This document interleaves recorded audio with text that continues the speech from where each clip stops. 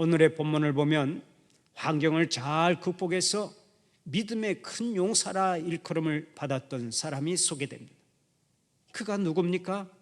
바로 입다라고 하는 사사입니다. 사사는 이스라엘 백성들이 가나안 땅에 정착한 후 왕국을 건설하기 전까지 약 350년 동안 나라를 통치했던 지도자를 가리키는 말이죠. 본래 사사라고 하는 말은 재판관이라고 하는 뜻인데, 그렇다고 해서 단순히 재판만 하는 사람이 아니었습니다. 때로는 백성을 통치하고, 때로는 분쟁이 생길 때 심판을 해주고, 적이 침략해 오면 군대를 동원해서 방위하는 지휘관이 되기도 했습니다. 그러니까 왕의 제도가 생기기 전에 1인 3역을 감당하던 지도자가 바로 사사였던 것입니다. 성경 사사계에만 14명의 사사가 소개되는데, 그 중에는 기드온이나 삼손과 같은 유명한 사사도 있고 드보라와 같은 여성 사사도 끼어 있습니다. 이러한 14명의 사사 중에 한 사람인 입다를 성경은 이렇게 소개하고 있습니다. 길르앗 사람 입다는 큰 용사였으니. 이름이 입다라고 하니까 그의 동생은 벗다가 아닌가 하는 생각을 하는 사람이 있을지 모르겠습니다만, 어쨌든 입다는 당대 민족을 구한 큰 용사였습니다. 그래서 길르앗 사람 입다는 큰 용사였다라고 말하는 것입니다. 그는 분명 국난을 극복한 위대한 용사입니다. 그러나 그는 단순히 전쟁에서 용맹만 떨친 군인이 아닙니다. 신앙의 눈으로 볼 때도 그는 누구보다 큰 믿음의 용사였습니다. 오늘은 그가 어떠한 측면에서 믿음의 큰 용사였는지를 생각해 보며 함께 은혜를 나누고자 합니다. 입다는 어떤 면에서 믿음의 큰 용사였습니까? 첫째로 입다는 시전의 때에 오히려 실력을 쌓은 믿음의 큰 용사였습니다. 오늘의 본문 1절에서 3절까지를 보면 이렇게 말씀하죠. 길르앗 사람 입다는 큰 용사였으니 기생이 길르앗에게서 낳은 아들이었고 길르앗의 아내도 그의 아들들을 낳았더라. 그 아내의 아들들이 자라매 입다를 쫓아내며 그에게 이르되 너는 다른 여인의 자식이니 우리 아버지의 집에서 기업을 잊지 못하리라 한지라. 이에 입다가 그의 형제들을 피하여 돕땅에 거주하며 잡류가 그에게로 모여와서 그와 함께 출입하였더라. 오늘의 본문을 보면 입다는 기생의 아들이었다고 말하죠. 다시 말하면 입다는 첩의 소생이었습니다. 그러니 얼마나 멸시와 천대를 많이 받았겠습니까? 그는 분명히 본처의 자녀들로부터 따가운 눈총을 받으며 성장했을 것입니다. 그런데 그것도 부족하여 집에서 쫓겨나고 말았습니다. 본처의 자녀들이 유산을 상속받을 때 손해볼 것을 생각해서 그랬는지 아예 그를 집에서 쫓아내버린 것입니다. 결국 입다는 고향을 떠나 먼 타양인 돕지방으로 들어가 버렸습니다. 거기서 유랑 생활을 시작했습니다. 직업도 없고 일정한 주거자도 없는 불량배들과 어울려 살아야 했습니다. 그때 입다의 마음에 얼마나 소름이 복받쳐 올라왔겠습니까? 사람이 억울하게 고통을 당하게 되면 적어도 마음에 두 가지 현상이 생깁니다. 먼저 분노가 속에서 일어납니다. 나쁜 사람들 두고 보자. 끊임없이 화를 내고 분노하게 됩니다. 그런가 하면 누군가에 대한 원망과 불평이 생깁니다. 부모에 대한 원망, 형제에 대한 원망, 이웃에 대한 원망, 친구에 대한 원망이 자꾸 솟아오릅니다. 부모가 나에게 그럴 수가 있어? 형제들이 나한테 그럴 수가 있어? 하나님 나에게 어찌하여 이런 시련을 주십니까? 불평과 원망이 꼬리를 물고 일어날 수 있습니다. 그러나 입다는 분노하지 않았습니다. 불평하지 않았습니다. 원망하지 않았습니다. 비록 환경은 좋지 않았지만 입다는 그 어려운 환경을 다 극복했습니다. 모든 이들의 인정을 받았습니다. 그래서 이스라엘 백성들이 암몬 족속의 침략을 받아 나라가 어렵게 되자 입다를 찾아와 간구한 것입니다. 우리의 사사가 되어 주십시오. 우리의 군대 지휘관이 되어 주십시오. 얼마나 놀라운 인생 역전입니까? 입다는 시련의 때에 오히려 실력을 쌓아서 사람들의 인정을 받았습니다. 하나님께로부터 귀하게 쓰임받았습니다. 성경에 기록되는 영광을 얻었습니다. 여러분, 이것이 어떻게 가능했습니까? 바로 환경을 잘 극복했기 때문입니다. 그는 좋지 않은 환경만 보고 낙심하지 않았습니다. 환경만을 크게 보고 포기하지 않았습니다. 그는 주님만을 크게 보고 주님께만 주목하고 살았습니다. 그 결과 그는 불우한 환경을 잘 극복하고 마침내 고난을 승리로 바꿨던 것입니다. 어디서든 환경을 초월하여 계시는 주님을 바라보고 잘 견디는 자는 더 강하게 되고 더 크게 되고 더 큰 역사를 이루는 줄 믿으시기를 바랍니다. 환경만 좋다고 잘 되는 것이 아닙니다. 오히려 어려운 환경을 잘 극복하기만 하면 더 큰 역사를 이루어가는 것입니다. 자연계도 마찬가지입니다. 같은 콩에서 나오지만 콩나물과 콩과식물은 차이가 있습니다.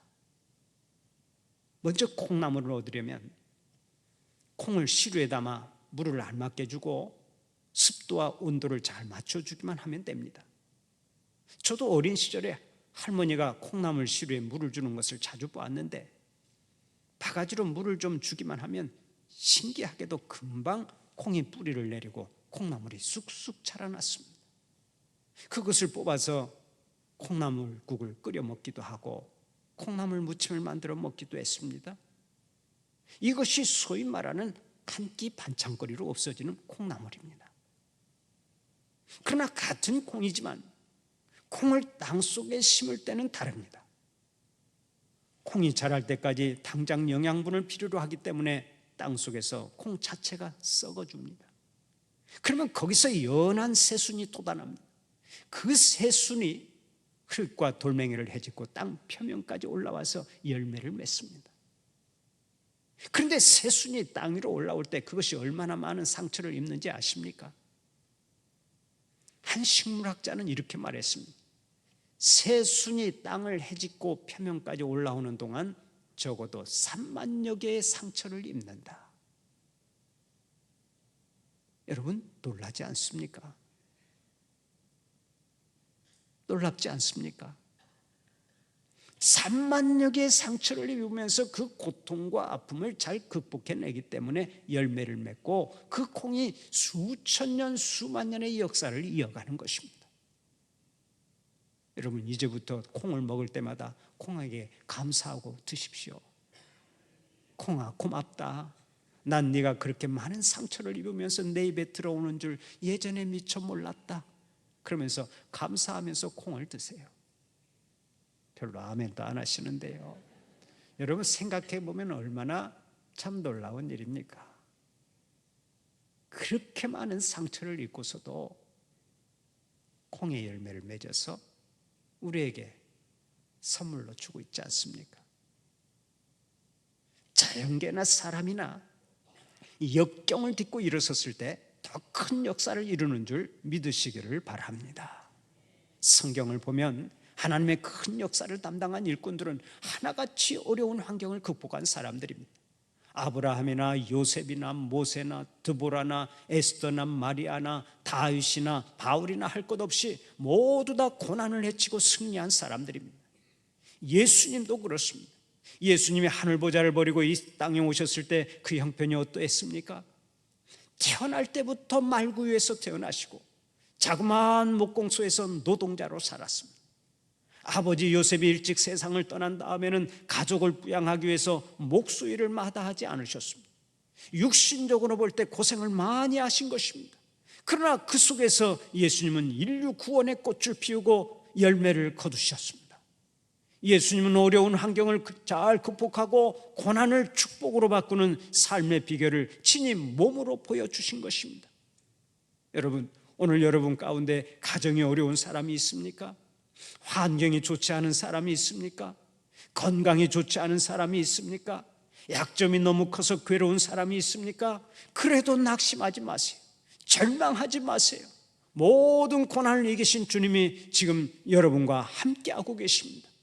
나를 구원하신 주님, 나를 사랑하시는 주님, 나에게 능력 주시는 주님이 지금 나와 함께 하신다면 이 세상에서 능치 못할 일이 어디 있겠습니까?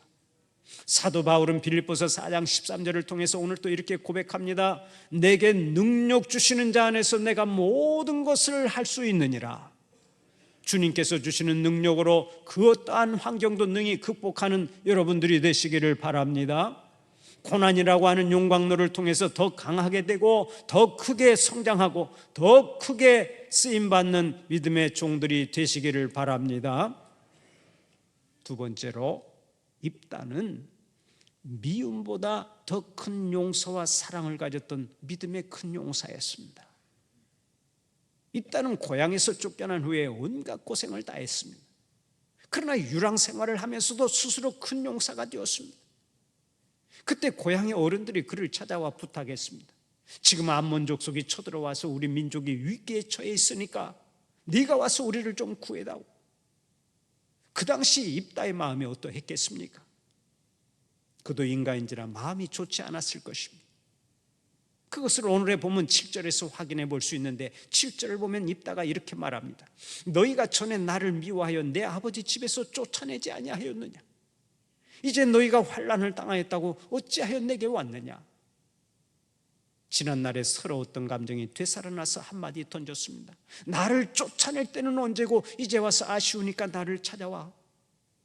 그러나 입다는 금방 모든 것을 용서하고 그들을 따라 이스라엘로 돌아갔습니다. 자기 동족을 위해 전쟁터로 나가서 목숨 걸고 암몬 족속과 싸웠습니다. 바로 이것이 입다의 위대한 신앙입니다. 입다는 마음속에 증오를 담아두고 살지 않았습니다. 적개심을 품고 살지 않았습니다. 오직 용서와 사랑만을 가지고 살았습니다. 그래서 악을 선으로 갖고 합력하여 선을 이루었던 것입니다. 용서가 미움을 이기고 사랑의 승리를 가져다 주는 줄 믿으시기를 바랍니다. 어떤 가정의 딸이 결혼해서 친정어머니가 사준 집에서 살았습니다. 그러다가 얼마 있지 않아 시아버지를 모시고 살아야 했습니다. 그런데 시아버지를 모시고 사는 것이 싫으니까 자꾸 구박했습니다. 그 바람에 시아버지가 밖으로만 돌아다니다 길거리에서 죽고 말았습니다. 그때부터 남편이 자기 아내를 용서하지 못하고 적개심을 품고 살았습니다. 그랬던 어느 날 이제는 아내가 자기 친정어머니를 모셔야 할 상황이 생겼습니다. 그러나 아내는 시아버지가 길에서 죽은 것을 생각하며 자기 친정어머니를 모시고 살자는 말을 하지 못했습니다. 그러던 중에 암에 걸린 친정어머니는 갈 곳이 없어서 결국 양로원으로 갔습니다. 양로원에서 석 달을 지내는데 수녀가 와서 미사에 참여하자고 해도 안 하고 사람들과 전혀 어울리지도 못했습니다. 그리고는 딸이 찾아오니까 어머니가 눈물로 사정했습니다. 예, 나 여기서 도저히 못 있겠다. 나 좀 데리고 가면 안 되겠나? 딸이 보기에 얼마나 불쌍했겠습니까? 마침내 딸이 어머니를 모시기 위해서 이혼을 결심했습니다. 그때 남편도 물러서지 않고 크게 싸움이 일어났고 드디어 이혼을 결정하는 공판날이 되었습니다. 그런데 그제야 그 사실을 알게 된 친정어머니가 급히 사위에게 전화를 걸어 부탁했습니다. 사위, 마지막으로 나 한 번만 만나주라. 사위는 이미 마음이 닫혀 있었지만 장모님이 휠체어에 의지하고서 워낙 간곡하게 부탁하니까 마지막으로 양로원을 찾아갔습니다. 그때 찾아온 사위를 붙잡고 장모님이 이렇게 용서를 빌었습니다. 자네 아버지가 돌아가신 것도 결국은 내 잘못이야. 모든 원초적인 잘못은 다 내게 있어. 내가 잘못 가르쳤고 내가 이기적인 못된 사람이 되어서 그렇게 내 딸이 잘못 살았어. 내 딸이 얼마나 못되고 형편없는 줄 알지만 나를 봐서 한 번만 용서해 주게. 장모는 눈물로 사정을 했습니다. 그렇게 장모님이 스스로를 100% 죄인이라고 하니까 사위가 할 말이 없었습니다. 아무리 이야기를 많이 해도 안 되더니 장모님이 자기 때문이라고 말하며 용서해달라고 하니까 사위의 마음이 누그러진 것입니다. 그때 사위가 법원에 가 있는 아내에게 전화를 걸어서 즉시 양로원으로 오라고 했습니다. 아내는 자기 어머니에게 무슨 일이 생긴 줄 알고 놀라서 급히 달려갔습니다. 그러자 남편이 아내에게 말했습니다. 여보, 어머니 모시고 우리 집으로 갑시다. 그동안 내가 잘못했어. 남편이 그렇게 말하자 아내도 눈물을 흘리며 용서를 구했습니다. 여보, 제가 잘못했어요. 제가 너무너무 잘못했어요. 장모와 사위와 딸이 서로 잘못했다고 용서를 구하면서 일순간에 모든 것이 해결되었습니다. 잊지 마십시오. 용서는 모든 슬픔과 불행과 아픔을 몰아내는 최고의 사랑입니다. 용서는 나 자신과 남에게 줄 수 있는 최고의 선물이라고요. 용서는 나도 살고 남도 살게 해주는 특별한 힘이 있습니다.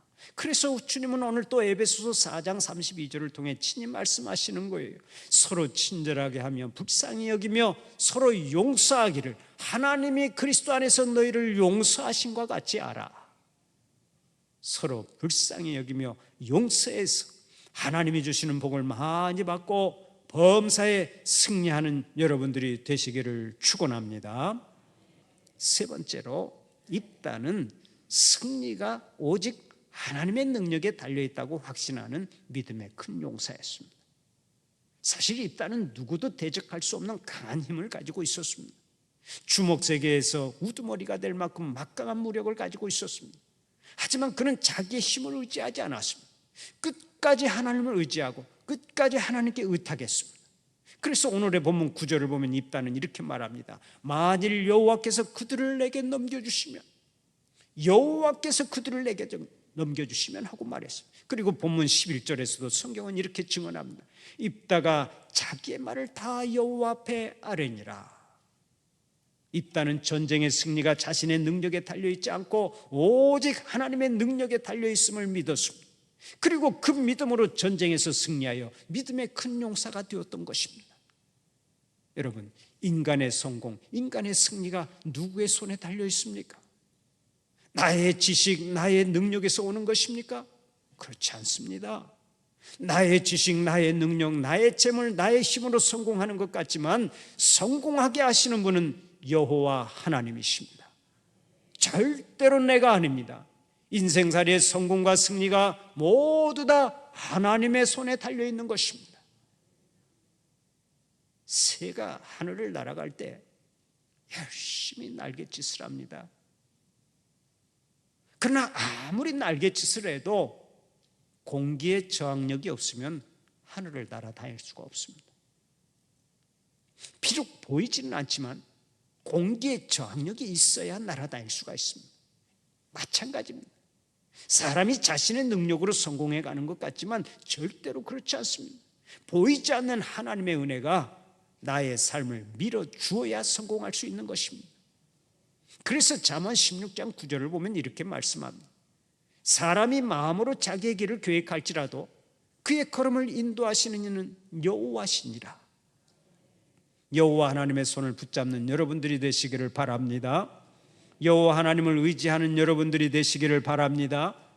세상의 것을 붙잡으면 실패로 끝나지만 하나님의 손을 붙잡는 자에게는 실패가 없습니다. 세상을 의지하면 불행으로 끝나지만 하나님을 의지하는 자에게는 불행이 없습니다. 반드시 승리하고 반드시 성공하는 것입니다. 여러분, 지금 여러분 앞에는 어떤 장벽이 놓여 있습니까? 어떤 장벽이 여러분을 가로막고 있습니까? 돈이라는 장벽입니까? 아니면 인간관계라는 장벽입니까? 여러분을 가로막고 있는 것이 마음의 상처입니까? 아니면 식구들과의 갈등입니까? 우리가 주님과 완전히 연합하기만 하면 우리는 모든 한계를 다 극복할 수 있습니다. 믿음을 가지고 살아가시기를 바랍니다. 믿음의 사람에게는 한계가 없는 것입니다. 어떤 심리학자가 곤돌매기를 대상으로 실험을 한 적이 있습니다. 곤돌매기 한 마리를 큰 어항에다 풀어놓고 곤돌매기가 즐겨 먹는 작은 물고기들을 무제한으로 풀어놓았습니다. 곤돌매기는 신이 났습니다. 작은 물고기들을 먹고 또 먹고 매일같이 마구 잡아먹었습니다. 그러던 어느 날 그 심리학자가 큰 어항 한가운데를 투명 유리막으로 딱 막아버렸습니다. 그러자 곤돌매기는 자기가 좋아하는 먹이를 잡아 먹을 수가 없었습니다. 먹이를 향해 돌진할 때마다 보이지 않는 투명 유리막에 부딪히면서 번번이 실패하고 말았던 것입니다. 여러 날 동안 그런 상태로 놓아두다가 곤돌매기가 허기진 상태가 되었을 때 심리학자는 어항의 한가운데를 가로막고 있던 투명 유리막을 씌워버렸습니다. 여러분, 그때 어떤 일이 벌어진 줄 아십니까? 곤돌매기는 배가 고프니까 미친 듯이 헤엄을 쳐서 먹이들을 향해 돌진하다가도 한가운데 이르기만 하면 갑자기 기술을 딱 돌려서 유턴을 하는 것이었습니다. 자동차만 유턴하는 게 아니에요.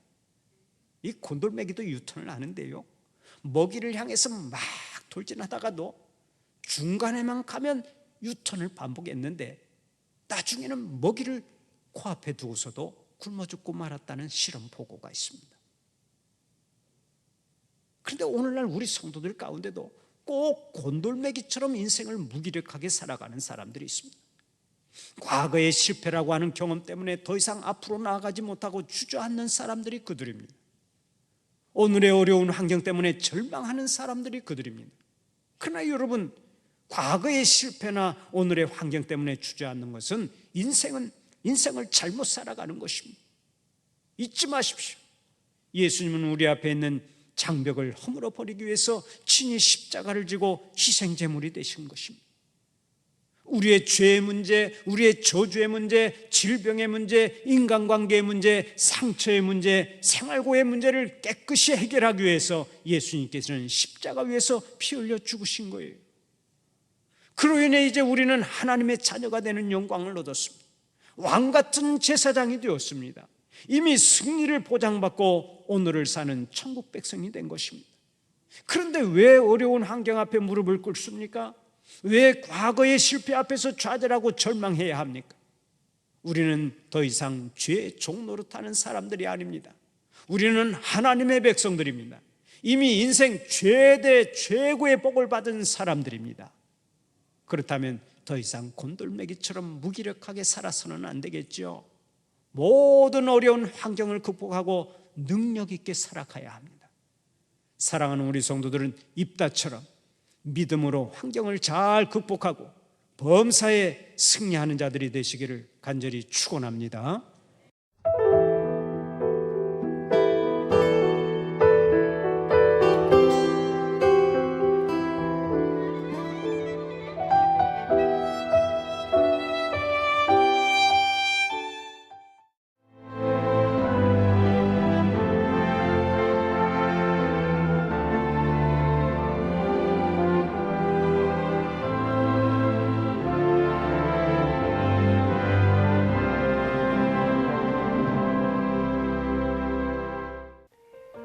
CBS를 사랑해 주시는 전남 지역 청취자 여러분, 안녕하십니까?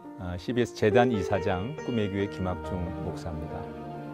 여러분의 사랑과 관심 덕분에 전남 CBS가 순천시 장천동에 새로운 사옥을 마련하게 됐습니다. 이 방송국 사옥이라는 것은 단순히 건물을 짓는 의미에 지나지 않습니다. 전남 지역 복음 전파와 특별히 다음 세대를 위한 미래 비전을 세우는 일입니다. 코로나19로 모든 활동이 중단되고 또 관계가 단절되는 상황이지만 우리 CBS 방송만큼은 우리의 발길이 닿지 않는 곳까지 구석구석 하나님의 말씀을 전하는 위대한 힘을 지니고 있습니다. 이 방송이 믿음의 반석 위에 굳건히 세워질 수 있도록 여러분들께서 벽돌 한 장 한 장씩 쌓아가는 마음으로 전남 CBS를 위해 후원해 주시고 기도해 주시기를 간곡히 부탁드립니다. 여러분의 이 작은 행함이 CBS를 통해서 교회 공동체를 회복하고 누군가의 믿음을 소생시켜 줄 굳게 믿습니다. 여러분 한 분 한 분을 축복합니다.